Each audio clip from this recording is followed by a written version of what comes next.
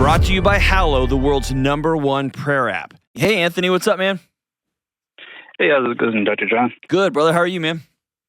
Not too bad. What's up?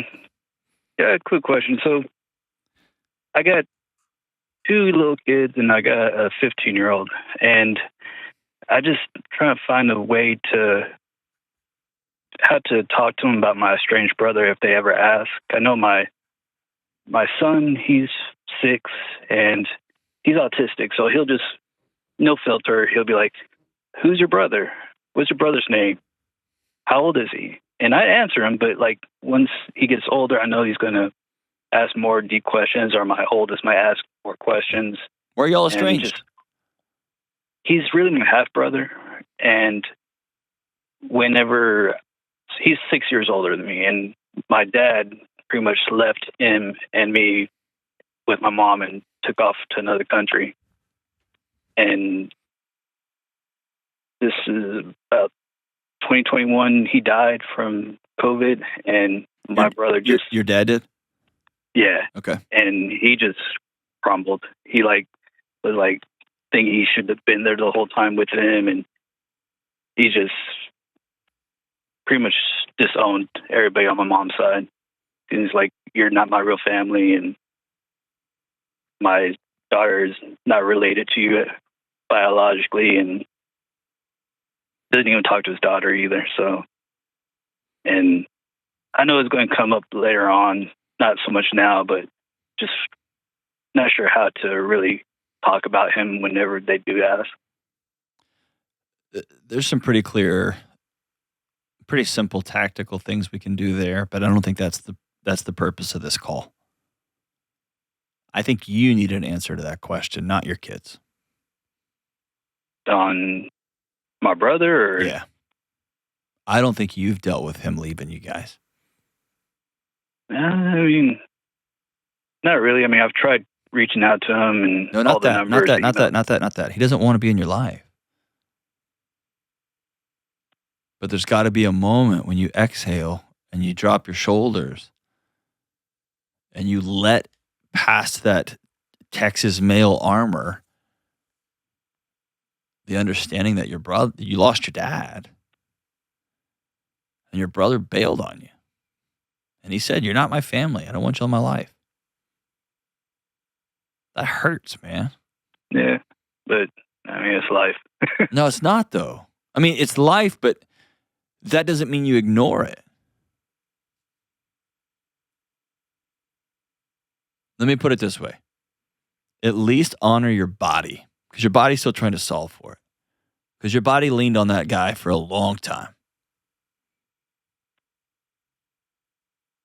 You had a ride or die. And then he said, "I don't want you in my life. You're not my family. Out."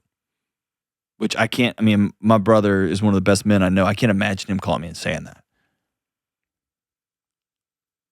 I can tell you I've got one of my oldest friends on the planet did that exact same thing. Said, I'm wish you the best. I'm out. You'll never hear from me again. And dude, it left a huge hole in my heart. Sucks. So at least do this. At least sometime this week, in between Thanksgiving and Christmas when we're having this conversation, write him a letter that you'll never send him. Just tell him how much you miss him and how you wish him well, wherever he ends up. All right. I can do that. Because it's trapped in your chest right now, whether you want to admit it or not. It is just life, but it's not a good part of life. Just because life is our moms pass away someday doesn't mean we don't deal with it. That's just life, is the way Texans, it's like a saying that Texans use just to avoid dealing with hard things. And then when it comes to your kids, it's as simple as, yeah, Daddy had a brother named so-and-so. And he got real sick. And his particular sick was in his mind, and he wanted to be left alone. And that's what you tell somebody until they're about 10 or 11. And then when they get to be 10 or 11, they may ask a little, what do you mean he wants to be left alone? He really struggled with anxiousness. And when Grandpa died, he really took it to heart. And he felt lost. And his way of dealing with loss was just to cut everybody off. That's the way he made him feel safe. And it makes your dad real. It makes Anthony, it makes your dad real sad. And then you tell your kids, but I'll never leave y'all. Ever, ever, ever. And as they get older and older, then it becomes a little more age appropriate. At 13, 14, 15, you can say like, yeah, he struggled with depression his whole life, or he was struggling with whatever was going on with him, and you'll know more context there. He drank too much. He smoked too much. Like you'll know the details there. And when somebody gets into 9th grade, 10th grade, 11th grade, you can start explaining some of that. And depending on where your son falls, your autistic son falls on the spectrum, is how much he'll be able to appreciate some of that nuance. And listen, when you tell them that back part, that it makes you really sad, you're not showing them weakness. You're not showing them vulnerability. You're showing them that they're not crazy, because they will immediately imagine, what if one of their brothers got that same sick and left them, how heartbroken they would be. And so you saying, I have feelings and I miss my brother and I wish he hadn't taken off, I miss him a lot. It's a gift to your sons. It's a gift to your daughters. It's a gift to your kids. It makes them feel not crazy. And if you haven't written your dad a letter, just tell him you miss him. Tell him all the things he's going to miss and what kind of dad you're going to be. Please do that too. What was your dad's name? I can do it. Pedro. Is he a good guy? Complex? Not so much. I mean, complex? Yeah, a little bit. Okay. A little bit. So maybe your letter is a little bit of a thumb on your nose. Hey, you left. Here's what kind of dad I'm going to be, just so you know.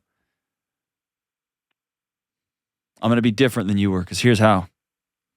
And by the way, brother, the fact that you're asking this question tells me you're already about legacy change, right?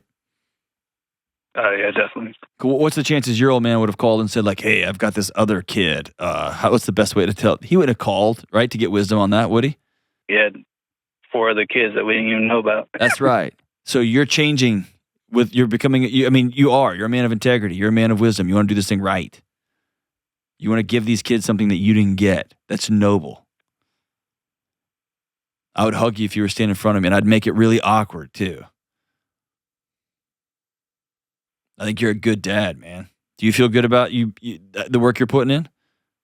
Oh yeah, definitely. That's amazing.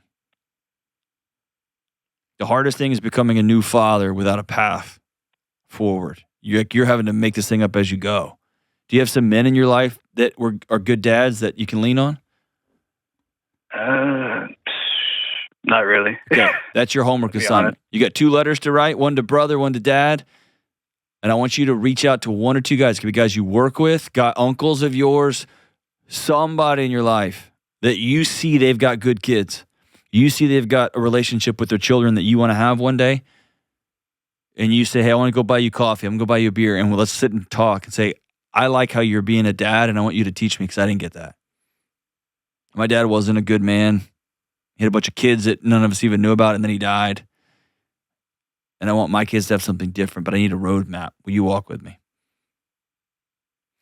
If you're, I think this applies across the board. I haven't read it in like 2 years. There's a book by a guy named John Tyson. He's a pastor out of New York, but he wrote a book called The Intentional Father. And it's probably been the most influential book for me. And if you're not a person of faith, I still think it's a powerful, powerful book about the intentionality it takes to be a good dad. So that may be a book to check out. And if you've never been to a church building, it's no problem. The book is still very, very, very wise, but it is written by a pastor. We'll link to it in the show notes. And I've never met John. I don't know anything about him. I just know that book really impacted me in a very significant way. It even impacted me taking my son, my 14-year-old, to his first punk rock show recently. It's like he needs to see my life through his eyes, right? Anyway, all I have to say is that might be a place to start as well. But I want you to get a couple of men in your life that you can reach out to and say, all right, I'm about to do this thing all in. Download the Hallow app today and get 3 free months at hallow.com/Delony.